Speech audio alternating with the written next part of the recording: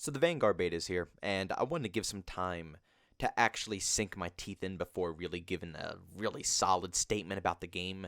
I tend to do that a lot, and like I said, with Call of Duty Vanguard, I'm going to try to stay level-headed here. So I'm going to give it a little bit more time, and then I'm going to make some more commentaries about everything that's going on in that game. But there was actually some pretty big news that came out about Battlefield 2042 a couple of days ago. I know I'm a tad bit late here, and if you watch a lot of Battlefield content, you have more than likely probably heard of this news already. Over on Twitter, EA Dice actually put out a statement, and I'm going to show it up on the screen right here. It goes ahead and says, "We've made the decision to shift the launch of Battlefield 2042. The game will now be released worldwide on November 19th, 2021. Building the next generation of Battlefield during a global pandemic has created unforeseen challenges for development teams.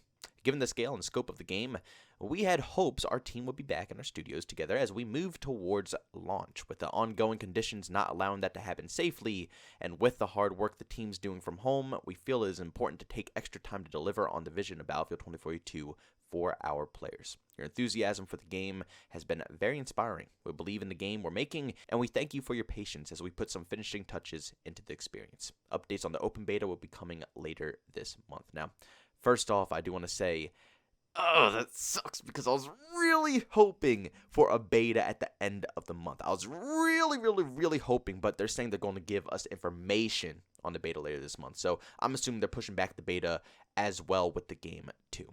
Now, I'd be lying to you guys if I said I wasn't disappointed, because, I mean, who can't be disappointed? A lot of people who are really excited for Battlefield 2042 are looking forward for the release date of this game. So yeah, disappointment is definitely going to be a thing for a lot of people, but you can't let that get in the way of these developers putting out a good title. Now, I know a lot of these development teams are constantly saying, because of the pandemic this, because of the pandemic that. It's not really the developers' faults. It's more the people who are, the head of these development teams who are telling them they can't come in and actually work together and put together a project. So yeah, they are all working at home alone, which does kind of make designing a game a little bit more difficult than actually being in the same room with 10 to 20 different individuals, jotting down different ideas and working on the same thing as you all see together.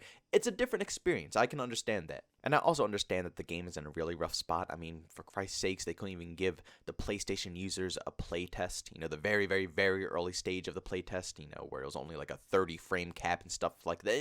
You didn't really miss out on absolutely anything. Truly, it wasn't the most outstanding thing to play for Battlefield 2042. But PlayStation players just couldn't play it. They couldn't get it to simply work. I know they're running into issues. I know they're running into problems, especially on a brand new game that they're trying to make for next-gen consoles with 128 players, huge scale maps. I know it's going to be a lot of issues that are going to come into play.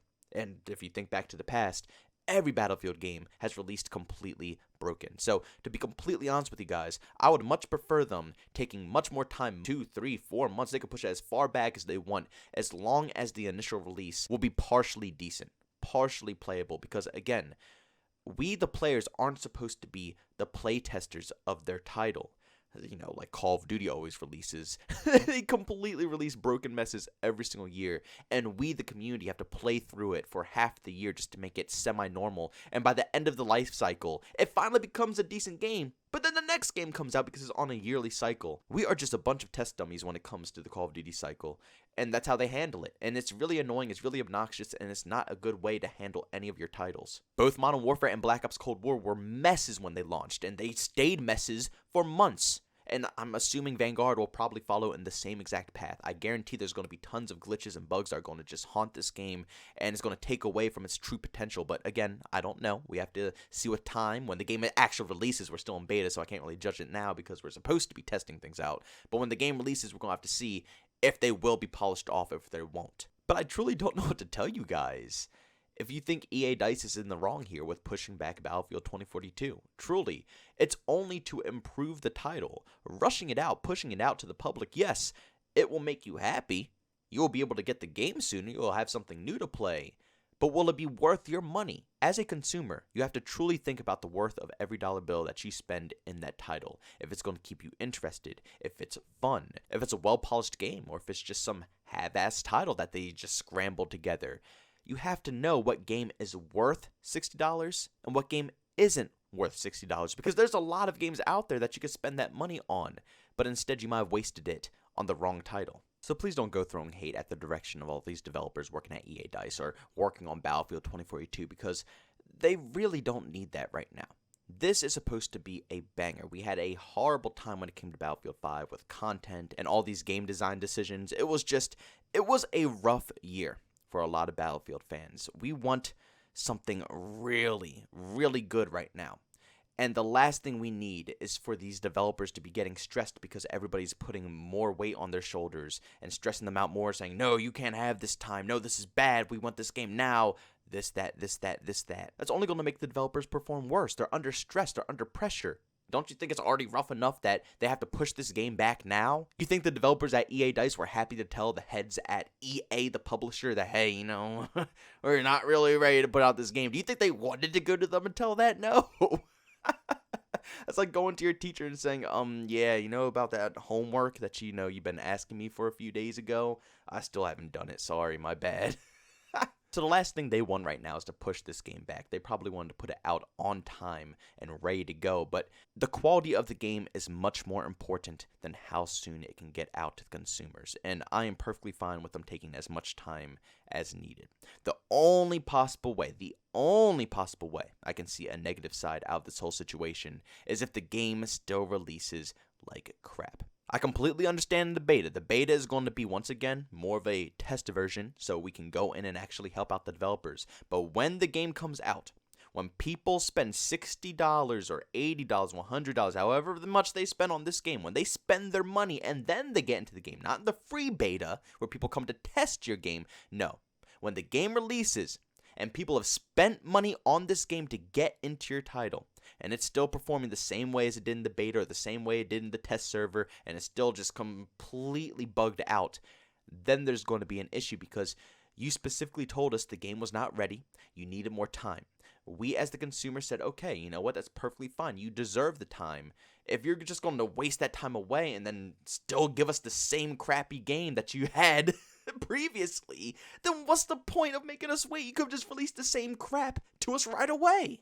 And I gotta say, even though I am pretty confident that EA Dice is capable of producing a good Battlefield game this year, it's still lingering in the back of my mind that there is a possibility that even after announcing all this stuff and pushing back their title and pushing back the beta and all of this, there's still a chance of it releasing broken.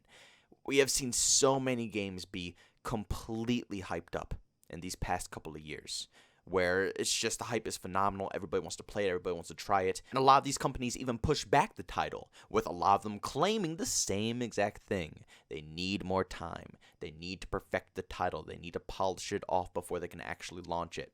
Again, for all these titles, everybody did the same thing, they were acceptable of it, they thought it was a good idea, and then the game's finally released, and what happened? They were broken. So, I guess I kind of do understand where some people are coming from right now when they, they don't care if the game is, pushed back. They want it right now because they've been fooled one too many times, You can only be fooled a few times before you just, you catch on and you stop being fooled by it. And almost every single game that has said this, turns out to be awful when they finally release. And then obviously it gets polished off and becomes a better game, but I don't understand why. Just why push it back if you're just going to have to continuously polish it off anyways when you release the game.